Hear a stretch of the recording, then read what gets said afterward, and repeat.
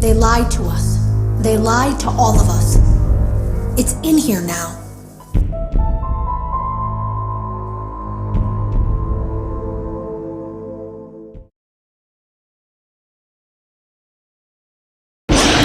Welcome one and all to Feary Fursday, where we don't need to wait for MatPat because we know what happens when we rely on him. The safest thing to do is to throw it back outside. Welcome to my Help Wanted theory. It gets pretty crazy and you'll never guess who helps us solve FNaF. So here we go.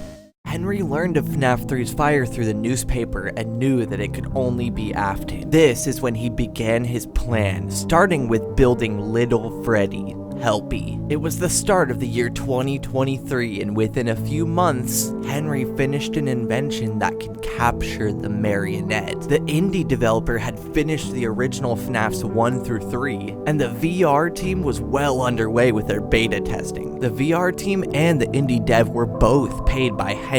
Henry must have spent a fortune paying these devs, building the Mega Pizzaplex, and eventually making franchise packages and buying 6 tombstones.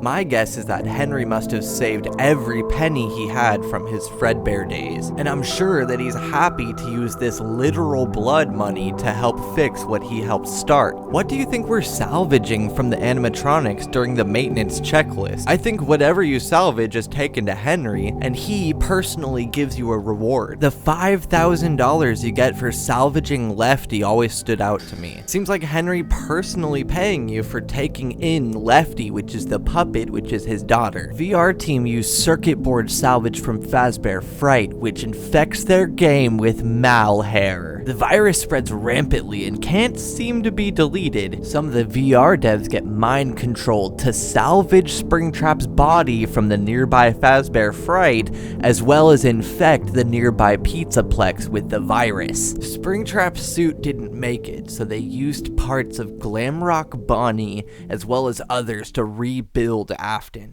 Over the course of about 4 decades, the robot spaghetti that Michael Afton throws up goes on a bit of a journey. We can see bits and pieces of it moving about in the FNAF 1 through 3 locations, collecting pieces and slowly coming together under the Pizzaplex, where it desperately searches for Afton to try and destroy him, but unknowing of his special power. I always come back.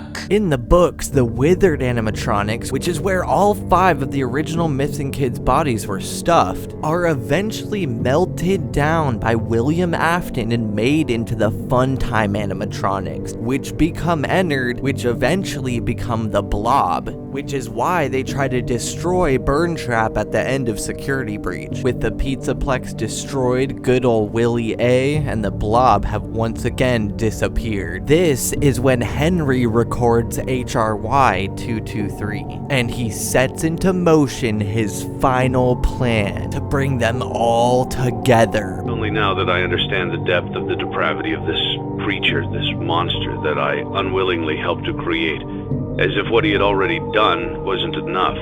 He found a new way to desecrate, to humiliate, to destroy. As if the suffering wasn't enough, the loss of innocence, the loss of everything to so many people.